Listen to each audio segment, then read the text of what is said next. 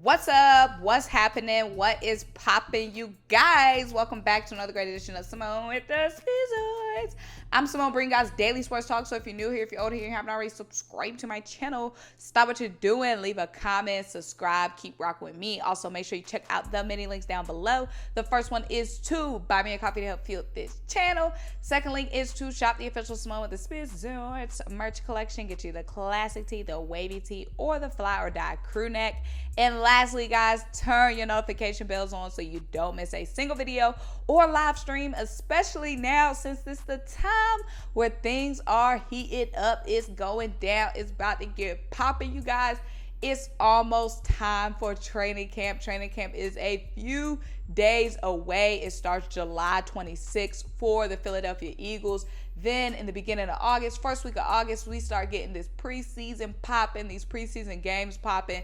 And then you guys know September is the real deal, the regular season. So you guys don't want to miss anything on this channel coming now, because y'all, once training camp gets going, once it gets started, it's no stopping. It's about to be full-fledged football time, and I'm ready. But guys, we are going to talk today about 5 players.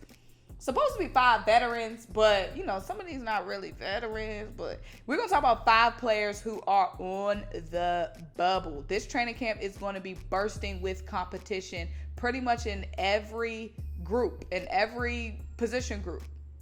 Definitely the O-line when it comes to depth there, definitely the defensive line, definitely wide receiver, definitely cornerback, definitely the defensive line, the linebacker room. It's competitions everywhere. But today we're going to talk about 5 players who are going to be fighting for their lives at training camp. All right, guys. First and foremost, J.J. Arcega-Whiteside, former wide receiver, now tight end for the Eagles. He is coming into his 4th season, and he has been converted to a tight end. They basically had him just blocking at wide receiver last year, officially converted him to a tight end this year. But guys, he is on his last straw because this is his 4th season. He's no longer protected by his rookie contract. So now it is financially wise and very financially feasible for the Eagles to cut JJ from the team. Now, fortunately for JJ, we're not very deep in the tight end room.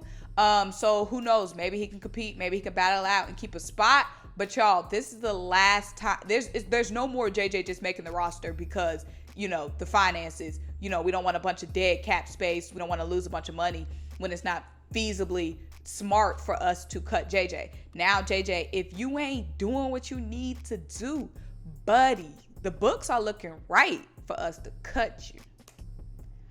Raymond Clark, guys, offensive tackle. Like I said, the offensive line, we have a lot of players. We have a lot of guys on the offensive line, a lot of guys that can go, a lot of good guys. But there's only a few spots, and it's going to be tough trying to shake out those offensive line rotations because we have a lot of good guys that could be starting on other teams but have to be on the second unit here because we're just loaded, which is a good problem to have. And Raymond Clark is someone who is going to be falling victim to that depth, that great depth that we have on the offensive line. Raymond Clark, former 3rd rounder in 2016. He was originally drafted by the Colts. He joined us in 2021. Like I said, he's an offensive tackle. Unfortunately for him, he battled injuries last season. He's battled injuries a couple of times in his career, so he didn't even get to really find his footing on the Eagles' offensive line, and especially since the offensive line has pretty much been set. So Raymond Clark, like I said, obviously he's a backup player. He's going to be a backup tackle, but he's already behind on the depth chart behind Andre Dillard and Jack Driscoll. So y'all, it's going to be hard for him to find a spot. We're going to see. The linebacker room went from 0 to a freaking hero, you guys. The linebacker room, which used to be our weak spot, is now looking super strong thanks to a great offseason. We got Kaiser White, we got Hassan Reddick, and then we went ahead and drafted Nakobe Dean, a dog, in the 3rd round. You know what I'm saying? So now the competition is tough. The competition is steep in the linebacker room, guys. So Patrick Johnson, former 7th round pick for the Eagles, he's on the bubble now, y'all. It's going to be some competition at linebacker. So Patrick Johnson, he played 17 games last season, mainly on special teams, which was good for him. He played, I mean, he wasn't like a superstar, but he was productive for us. But y'all, it's going to be tough for him trying to find a roster spot. And we're going to see, because we did get Kyron Johnson in the draft. So he will be behind Hassan Reddick at the strong side linebacker, because Kyron Johnson, he played outside linebacker. He was also a pass rusher. Well, he didn't play on the edge, but he was a linebacker that blitzed a lot and a linebacker that came off the edge a lot, sort of like Hassan Reddick. So basically just a baby Hassan Reddick. So Kyron Johnson is going to be behind Hassan Reddick.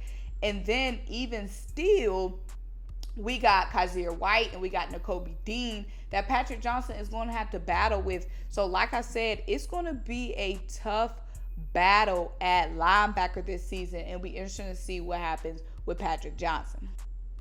Marlon T. Y'all ain't even going to jack up his last name again, because I always jack up his last name. But y'all know what I'm talking about. Marlon, defensive tackle for the Eagles. Y'all, we are deep on the defensive line, and we are deep, y'all, at defensive tackles specifically. We got Jordan Davis in the draft. We got Fletcher Cox, of course, coming back, Javon Hargrave coming back, and Milton Williams, who are all roster locks just at defensive tackle. So like I said, we're deep at defensive tackle, and it's going to be tough for Marlon to kind of find a spot. So he played 5 games as a rookie. He's coming into his second year with the Eagles. And then not only do we have Davis, Cox, Hargrave, and Milton Williams coming back, but we also got some undrafted free agent tackles as well in Ellis and Wilson. So it's going to be a fight for Marlon. Last but certainly not least, Greg Ward, y'all. Greg Ward looking like he on the outside looking in. Greg Ward, y'all, who used to be pretty much wide receiver 2 for us in Doug Peterson's campaign. Greg Ward plays 70% of the snaps in Doug Peterson's last season.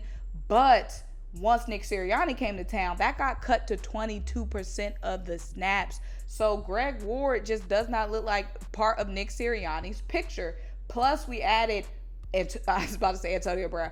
Plus, we added A.J. Brown and Zach Pascal in the offseason. Quez Watkins busted out onto the scene last season as well.